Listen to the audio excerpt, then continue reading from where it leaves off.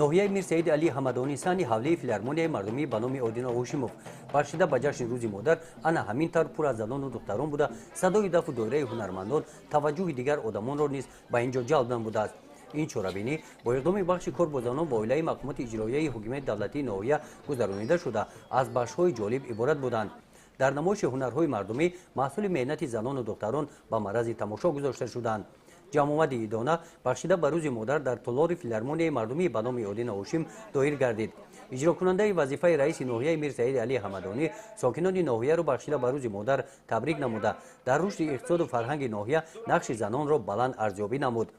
аз ҷумла қайд намуданд ки дар ноҳия бо ҷалби занон коргоҳҳои хурди ҳунарҳои мардумӣ кушода шуда занону духтарон ба шуғл фаро гирифта мешаванд.